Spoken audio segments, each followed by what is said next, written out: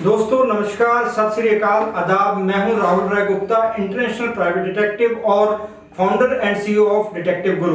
दोस्तों यह वीडियो पूरा देखिए, हो सकता है आपका यह थोड़ा सा वक्त आने वाले बुरे वक्त को रोक सके, क्योंकि हम अपने हर वीडियो में एक अहम मुद्दे पर बात करते हैं और वादा है मेरा, इस वीडियो को पूरा देखने के बाद आप अपने दोस्तों को यह वीडियो शेयर करने से खुद को रोक नहीं पाएंगे। तो चलिए शुरू करते हैं। राहुल सर नमस्कार।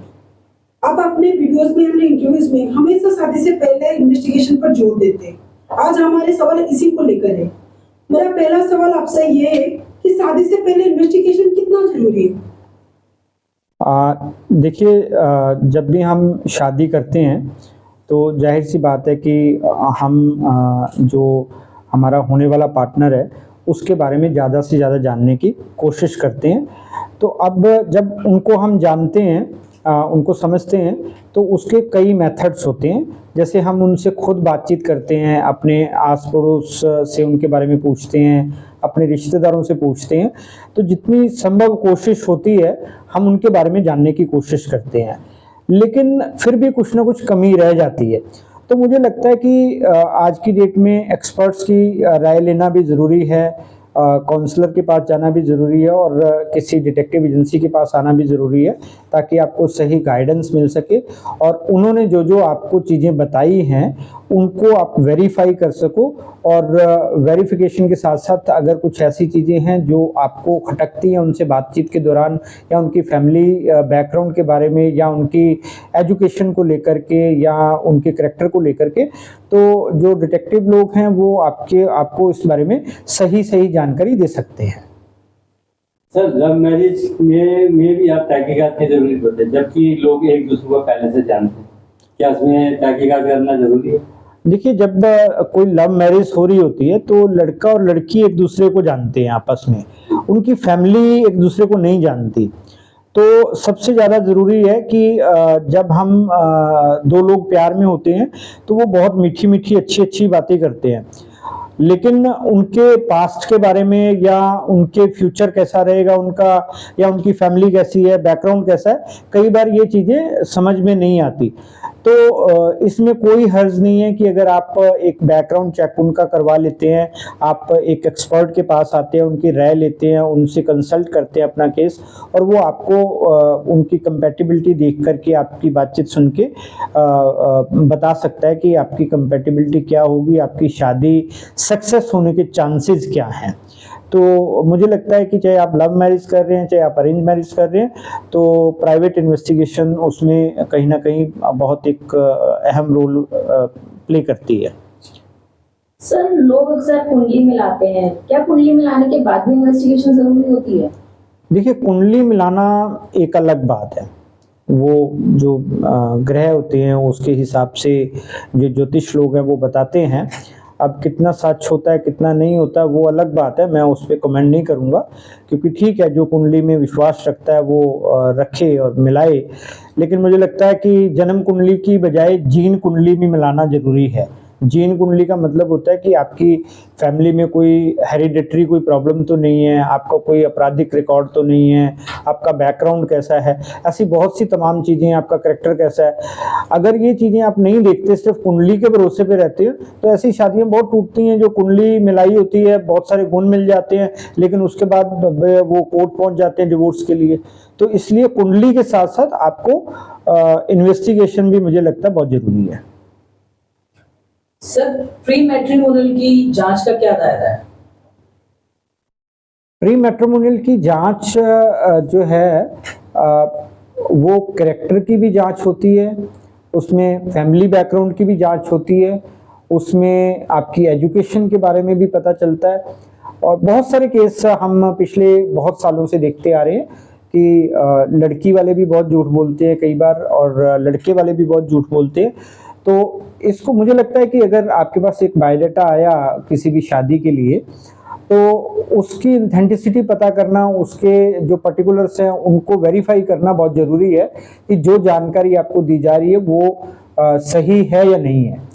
तो उसके साथ साथ इसके ऊपर इन्वेस्टिगेशन करना भी ज़रूरी है कि अगर आपके माइंड में कुछ क्वेश्चंस है अपने पार्टनर को, होने वाले पार्टनर के लिए को लेकर के, तो उसके ऊपर भी तहकीकात होनी चाहिए, इन्वेस्टिगेशन होनी चाहिए।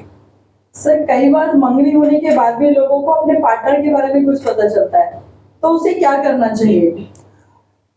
आपने पहले तो एक गलत स्टेप ले लिया कि आपने बिना वेरीफाई किए मंगनी कर ली, चलिए कोई बात नहीं। लेकिन अब मंगनी हो गई, आपको कुछ पता चल रहा है ऐसा, तो आपको तुरंत किसी एक्सपर्ट से मिलना चाहिए। चाहे तो आप डिटेक्टिव से मिलें, चाहे किसी मैरिज काउंसलर से मिलें। तो जब आप डिटेक्टिव या मैरिज काउंसलर से मिलेंगे तो वो सही से इवैल्यूएट करके आपको बता देगा कि प्रॉब्लम कहाँ पे है और उसका हल भी आपको बता सकता है। तो इसलिए आपको तुरंत इसके ऊपर एक्शन लेना चाहिए और तुरंत आपको एक्सपर्ट से मिलना चाहिए। सर हमारे देश में शादी के फंक्शन पर बहुत बारीकी से ध्यान दिया जाता है, लेकिन लोग इन्वेस्टिगेशन को इतनी इम्पोर्टेंस नहीं देते हैं। इसके बारे में आप क्या कहेंगे? देखिए, सभी को अपनी थाली का लड्डू बड़ा लगता है। इसका मतलब ये है कि सभी को ऐसा लगता है कि हम बहुत अक्लमंद हैं। होते भी हैं लोग, कोई इसमें दिक्कत वाली बात भी नहीं है। तो जब हम अपने आप को अक्लमंद समझते हैं तो हम समझते हैं कि हमने सारा कुछ वेरीफाई कर लिया, हमने लड़के या लड़की से अच्छे से बात कर ली, उसकी फैमिली से बात कर ली, इतना काफ़ी है, हम उनके बारे में सारा कुछ जानते हैं। लेकिन उन्होंने हमसे क्या क्या झूठ बोला, क्या क्या हमसे छुपाया, क्या क्या उनकी लाइफ के कुछ राज हैं जो हमें पता नहीं है, जो बाद में हमें तंग कर सकते हैं। तो ये जानने के लिए ज़रूरी है कि आप किसी एक्सपर्ट से मिलो, किसी डिटेक्टिव से मिलो, किसी मैरिज काउंसलर से मिलो और अपना केस इन्वेस्टिगेट करो। तो इन्वेस्टिगेशन बहुत ज़रूरी है इसमें। क्या शादी से पहले लड़का लड़की दोनों का मेडिकल चेकअप जरूरी है? देखिए, आजकल बहुत चलन में है कि अगर दो लोग साथ रहना चाहते हैं, शादी करना चाहते हैं और ज़िंदगी भर के लिए जुड़ना चाहते हैं साथ में, तो उनको पता होना चाहिए कि उनके साथ मेडिकली क्या क्या प्रॉब्लम्स हैं। तो मैं तो ये सजेस्ट करता हूँ सभी को कि उनका मेडिकल चेकअप होना चाहिए और उनको दोनों को अपनी अपनी रिपोर्ट एक दूसरे के साथ शेयर करनी चाहिए कि उनके बीच में कोई हेरिडिटरी प्रॉब्लम तो नहीं है या उनको कोई ऐसी बीमारी तो नहीं है जो बाद में जाके एक दूसरे को तंग करेगी। तो पहले जितनी जानकारी आपको एक दूसरे के बारे में रहेगी तो आप अपना डिसीजन उसी तरीके से ले सकते हैं। तो मेडिकल रिपोर्ट जरूरी है कुल मिला के। सर हमारे समाज में माना जाता है कि शादी से पहले कितनी भी इन्वेस्टिगेशन कर लो, बट बाद में साथ रहने से ही पता चलता है। आप क्या मानते हैं सर? देखिए, एक हद तक बात ठीक है कि आप जितनी भी इन्वेस्टिगेशन कर लो, लेकिन ज़्यादातर चीज़ें साथ रह के पता चलती हैं। बट लेकिन मुझे लगता है कि आप प्रॉब्लम को प्रिवेंट कर सकते हो। अगर आप पहले से सारा कुछ जान लोगे तो बहुत सारी समस्याएं हो सकता है आपको सुलझ जाएं, या आपको पार्टनर के बारे में पहले से बहुत सारी चीज़ें पता होंगी तो आप उसी तरीके से रिएक्ट कर सकते हो, उसी तरीके से आप उनको हैंडल कर सकते हो, आप उनके साथ उसी तरीके का व्यवहार कर सकते हो। लेकिन अगर आपको पता ही नहीं होगा तो हो सकता है आपको कोई सरप्राइज मिले। तो सरप्राइज के लिए तो कोई भी तैयार नहीं रहता, अच्छे सरप्राइज के लिए तो सभी तैयार रहते हैं, लेकिन कोई इस तरीके का सरप्राइज मिले जो कल को उसको मुसीबत में डाल दे तो उसके लिए कोई तैयार नहीं रहता। तो इसलिए आप चाहे बाद में जितना मर्जी एक दूसरे को जान लो, लेकिन पहले जितना जान सकते हो, जितना आपको लगता है जानना चाहिए, तो वो आपको जानना ही चाहिए। सर रिश्ता करते वक्त किन चीजों को ध्यान में रखना चाहिए कि बाद में कोई प्रॉब्लम ना हो? कंपैटिबिलिटी सबसे ज़्यादा ज़रूरी है, अंडरस्टैंडिंग होनी चाहिए और एक दूसरे की हम रिस्पेक्ट कर पाते हैं या नहीं कर पाते वो देखना चाहिए। तो ये कुछ पॉइंट्स हैं जिसके इर्द गिर्द शादी का ताना बाना बुना जाता है और शादी सक्सेस मानी जा सकती है, सक्सेस होती है। तो अगर कंपैटिबिलिटी इश्यूज हैं दो लोगों के बीच में तो उनकी शादी फिर चलना बड़ा मुश्किल हो जाता है। लेकिन अगर कंपैटिबिलिटी है तो ये काफ़ी हद तक ये गारंटी हो जाती है कि आपकी शादी अच्छी चलेगी। सर कई बार बिचौलिए रिश्तेदार होते हैं और वो दोनों पार्टी से बहुत सारे झूठ बोल देते हैं, इसके लिए आप क्या सुझाव देंगे?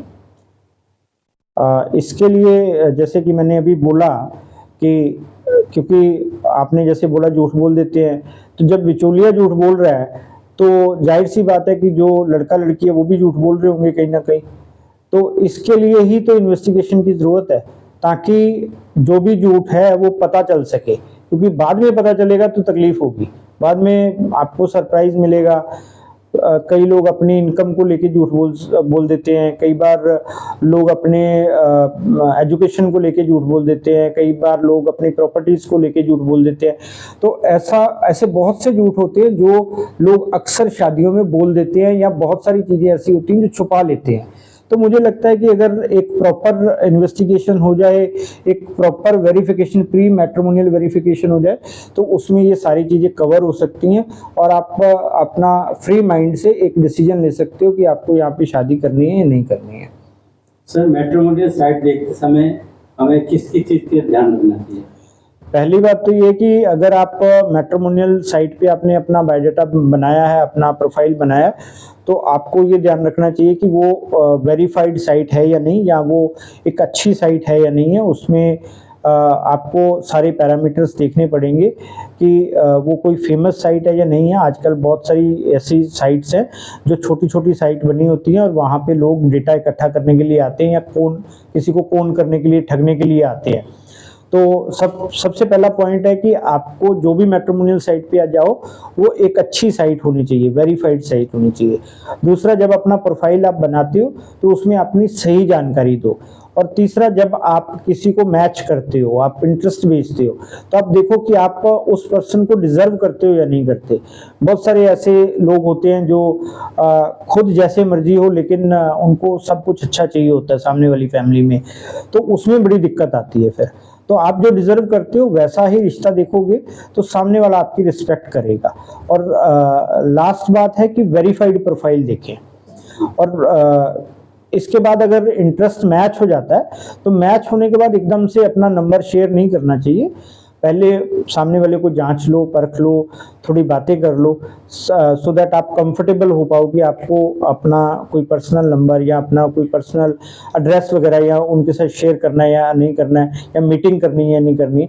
तो इन बातों का ख्याल रखा जाएगा तो मेरे को नहीं लगता कि कोई प्रॉब्लम है। सर, एक फिल्म आई थी डॉली की डोली, क्या असली जिंदगी में ऐसी चीजें होती हैं? ऐसी चीज़ें बहुत होती हैं। डॉली की डोली जो फिल्म थी वो भी कुछ रियल इवेंट से प्रेरित होकर बनाई गई थी, और ऐसा बहुत आम होता है। मैं बहुत केसेस ऐसे इन्वेस्टिगेट करता हूँ। यहाँ पे जो लड़का या लड़की एक दूसरे को कॉन कर रहे होते हैं, और जैसे अभी हमने बात की वेरीफाइड साइट की, ये उन साइट्स के ऊपर ही ऐसा कुछ होता रहता है।